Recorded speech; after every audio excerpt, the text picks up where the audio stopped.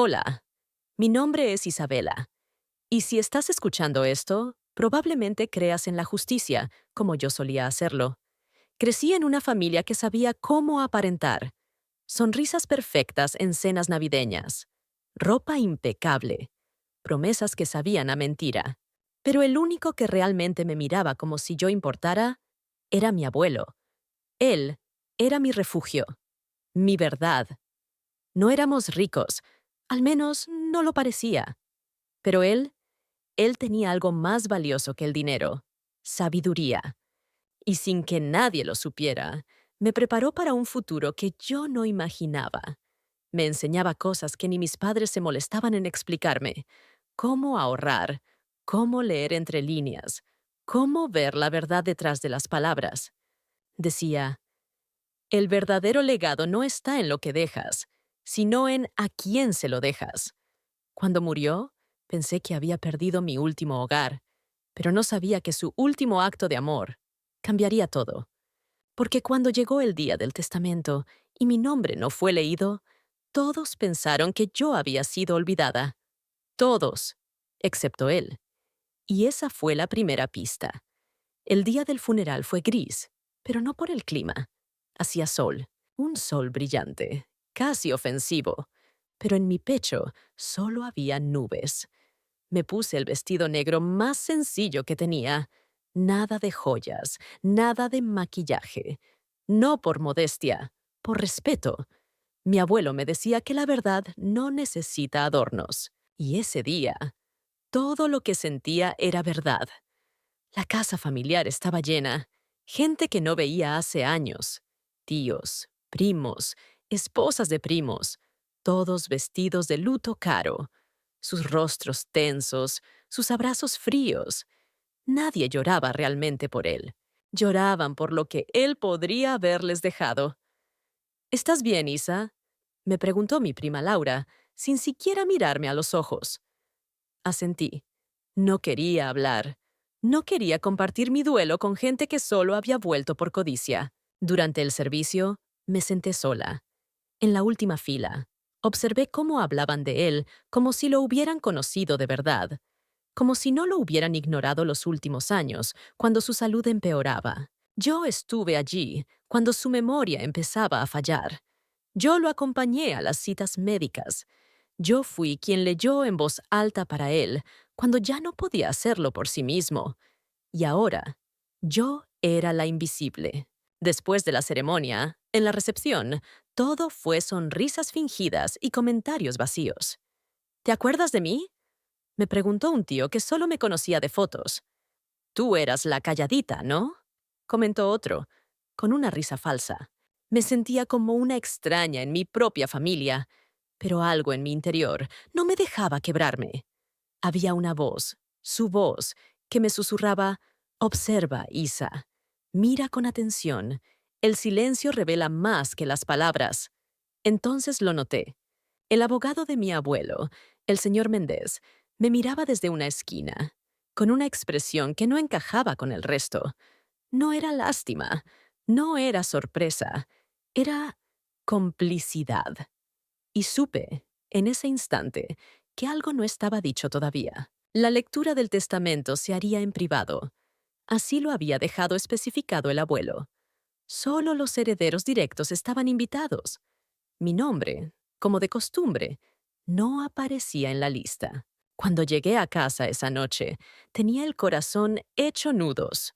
La ceremonia había sido una farsa y sabía perfectamente que, al día siguiente, los mismos que fingieron lágrimas estarían contando cuánto les había tocado.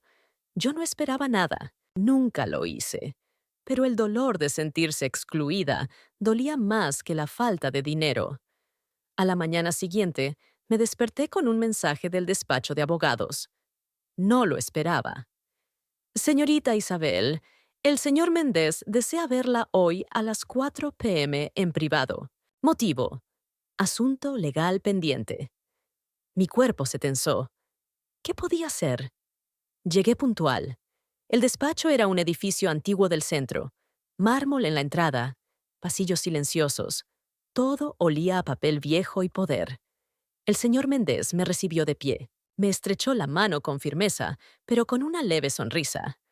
«Gracias por venir, Isabel», me dijo, y me invitó a sentarme frente a su escritorio. Sacó una carpeta marrón, marcada con el nombre de mi abuelo. La abrió con cuidado, como si estuviera desenterrando un secreto. Como sabrá, ayer se leyó el testamento oficial. Sí, señor. No esperaba estar incluida. Lo sé, me dijo con un gesto suave. Pero su abuelo dejó instrucciones especiales y una cláusula confidencial, una que no fue compartida con el resto de la familia. Mi corazón empezó a latir con fuerza. Méndez sacó un sobresellado con cera roja. Me lo entregó. Para mi Isa. Mi bastón en los últimos días. Leyó en voz alta. Con las manos temblorosas, abrí la carta. Reconocí su caligrafía de inmediato. Querida Isa, si estás leyendo esto, es porque mis últimas instrucciones se han cumplido. No quise que estuvieras presente en esa sala con esa gente que solo vino por lo que podía sacar. Tú estuviste por amor. Y eso lo es todo. Dentro de este sobre encontrarás los documentos de transferencia de mis acciones. El 100% de mi participación en la empresa familiar es tuyo. Nadie lo sabe. Y así debes seguir por ahora. Haz lo que creas correcto. Confío en ti, tu abuelo, que siempre te vio. Mi boca se quedó seca. Las palabras eran simples, pero su peso era enorme. Méndez me mostró los papeles. Eran reales, sellados, notariados, válidos. Yo, Isabel Díaz, acababa de convertirme en la única heredera de la empresa familiar que facturaba millones al año. Y nadie más lo sabía. Ni mis tíos, ni mis primos, ni los que me habían ignorado el día del funeral. Salí del despacho con el corazón desbocado, el sobre bien apretado contra mi pecho y una verdad palpitante entre las manos. Yo no era invisible, solo era la mejor guardada de sus verdades. Pasaron 3 días desde que recibí la carta, 3 días sin dormir, 3 días repasando cada palabra del abuelo en mi cabeza. Nadie me llamó, nadie sospechó. Mis primos celebraban entre ellos. Mis tíos hacían planes de expansión. Se sentían dueños de algo que, sin saberlo, ya no les pertenecía. Yo observaba, en silencio, con la carpeta siempre cerca de mí, pero no por miedo, por estrategia. El despacho de abogados me explicó que la transferencia de acciones sería discreta. Nadie en la empresa sería notificado hasta que yo lo solicitara. Esa fue la petición del abuelo, que yo tomara el control en el momento en que me sintiera lista. Y yo aún no lo estaba, porque sabía lo que vendría después. Sabía que iban a odiarme, que me llamarían oportunista, manipuladora, traidora, que olvidarían los años en los que fui la única en cuidar al abuelo, mientras ellos viajaban, compraban, vivían su vida sin mirar atrás. Así que tomé una decisión. Antes de anunciar nada, quería ver con mis propios ojos cómo funcionaba el negocio, lo que realmente pasaba allí dentro. Me presenté en las oficinas como siempre lo había hecho, con mi traje sobrio, mi cuaderno, mi carpeta de visitas. Yo era, oficialmente, una simple consultora externa. Eso les hacía sentir superiores. Perfecto. Que lo siguieran creyendo. Esa mañana escuché a mi primo Santiago alzar la voz en una junta. No necesitamos más auditorías, decía, mientras golpeaba la mesa con una pluma dorada. La empresa está estable. Mentía. Yo había revisado los libros. Había transferencias sospechosas, inversiones innecesarias, fondos que desaparecían sin justificación. El abuelo sabía. Por eso me eligió. Me senté en el fondo de la sala. Tomé nota. Observé.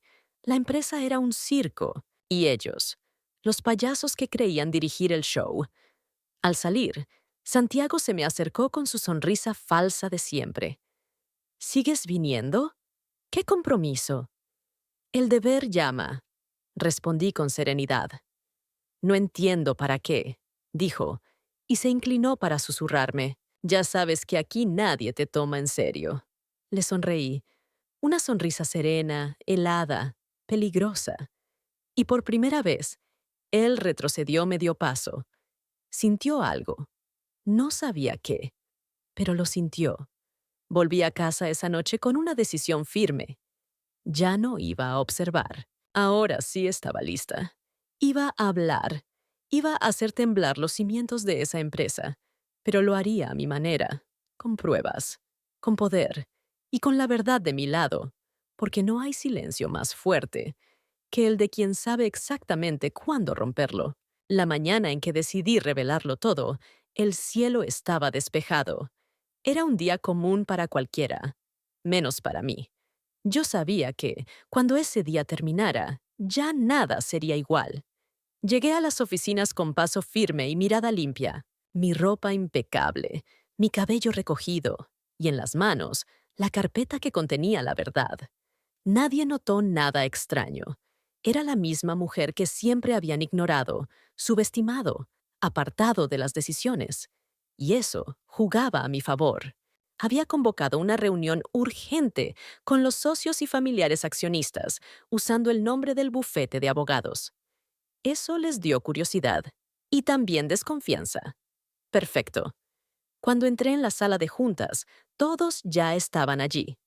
Tíos, primos, incluso la secretaria que siempre me miraba con lástima. Me senté al final de la mesa.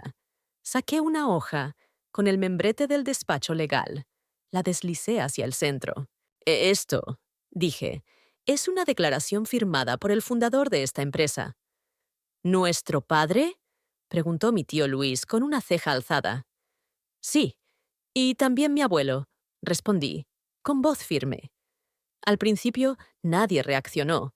Solo Santiago soltó una risita. ¿Y qué declara? ¿Que te dejó su colección de estampillas?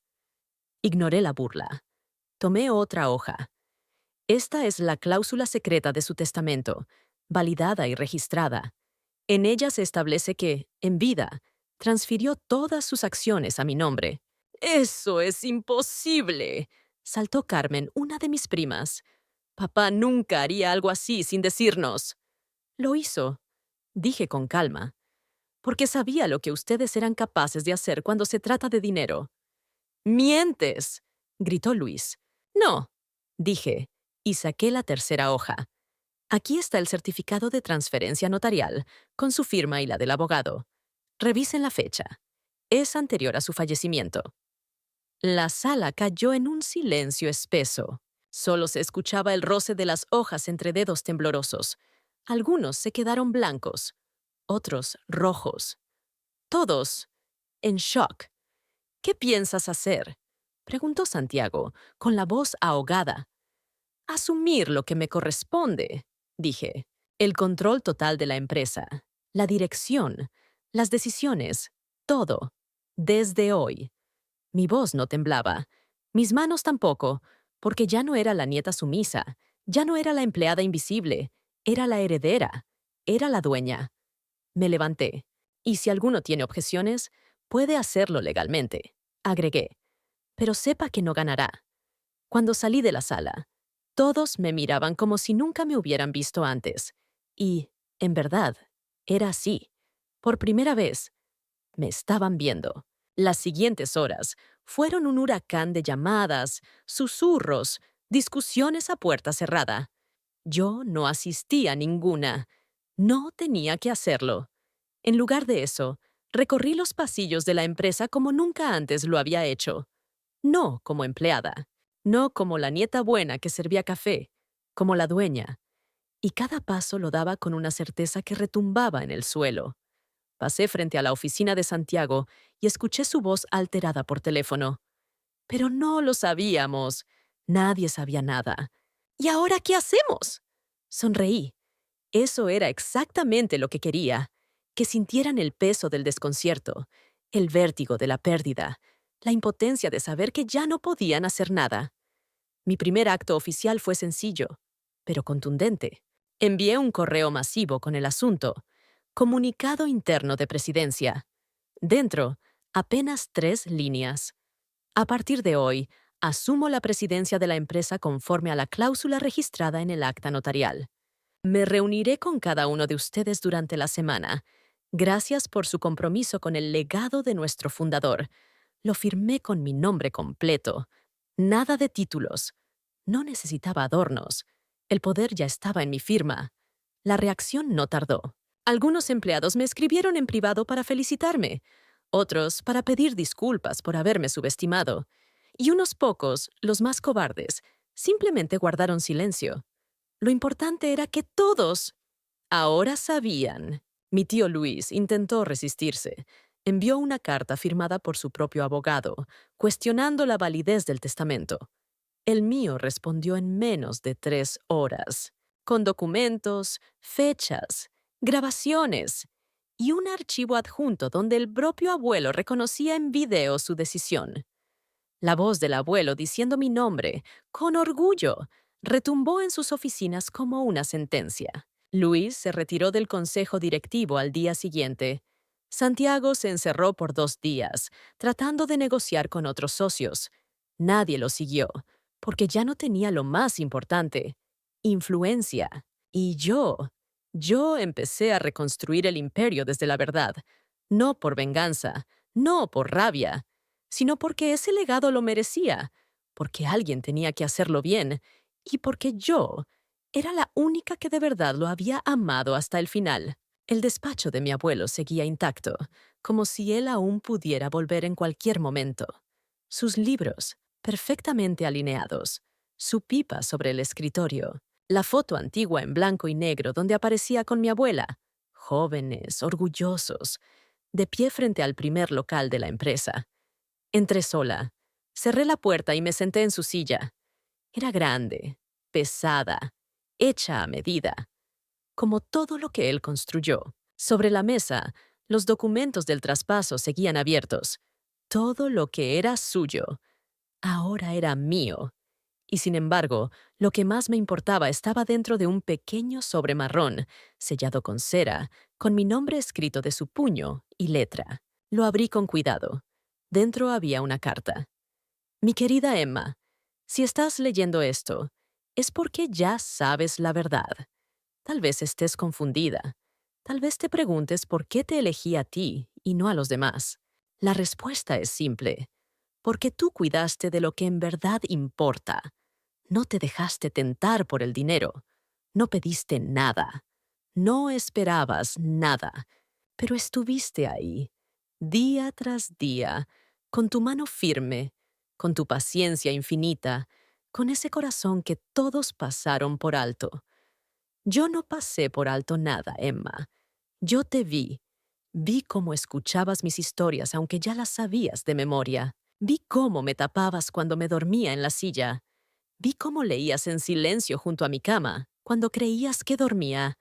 Nunca dijiste una palabra contra los que me olvidaron, pero tu silencio fue más elocuente que 1000 discursos. Por eso, este legado no es un premio, es un reconocimiento. Y sí, también es un acto de justicia, porque la sangre no garantiza lealtad, pero el amor, el verdadero amor, ese sí deja huellas. Y tú las dejaste en cada rincón de esta casa. Con amor eterno, tu abuelo.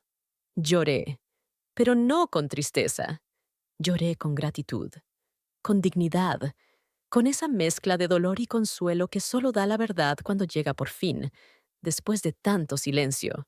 Esa noche reuní a toda la familia en la casa principal. ¿Por qué nos citaste?, preguntó Santiago, cruzado de brazos. Los miré uno a uno. Tíos, primos, incluso la esposa de Luis. Ninguno de ellos había estado en el hospital más de 5 minutos. Sobre la mesa, puse la carta del abuelo. Esta fue su última voluntad, dije en voz baja. Y se va a respetar. Santiago se rió con amargura. ¿Y ahora te crees superior? No, le respondí, sin alzar la voz. Me creo responsable, porque alguien tiene que limpiar el daño que ustedes causaron. El salón quedó en silencio. No los necesito, añadí, pero no los odio. Solo espero que algún día entiendan que el respeto no se exige, se gana. Me giré, recogí mis cosas y salí por la misma puerta por donde años atrás había salido llorando. Esa vez me fui erguida, porque el pasado ya no dolía. Ahora me pertenecía. La mañana siguiente fue distinta a cualquier otra. Desperté sin la sensación de estar sobreviviendo. Desperté sabiendo que había ganado algo más importante que una fortuna: mi lugar, mi voz, mi historia.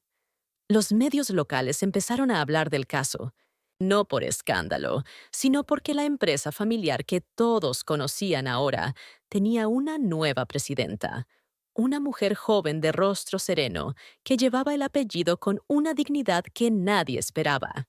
Emma Moreno, nieta de don Fernando, asume el mando con discreción y determinación, decían los titulares. Pero detrás de esas palabras había algo más.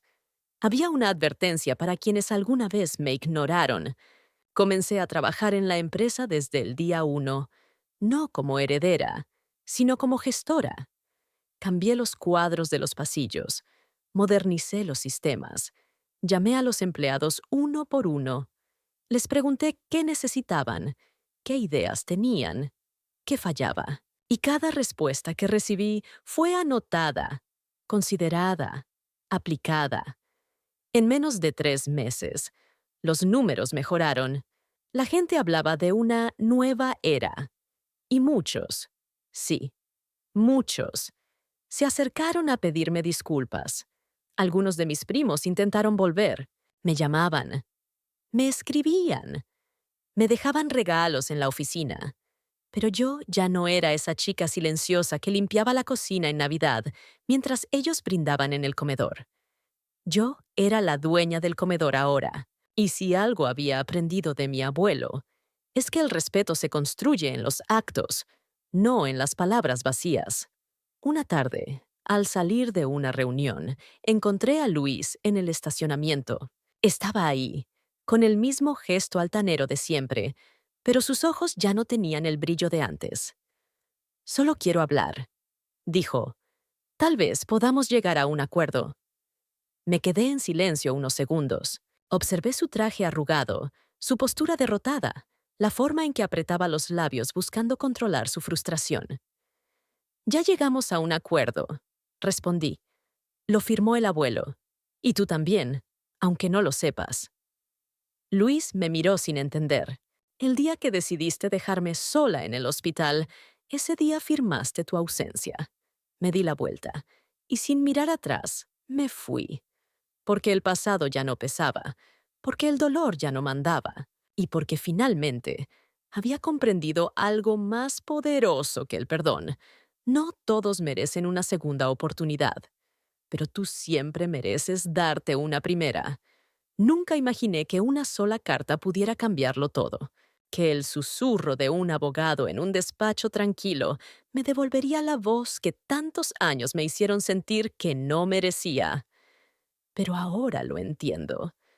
Mi abuelo no solo me dejó acciones o una herencia millonaria, me dejó algo mucho más valioso.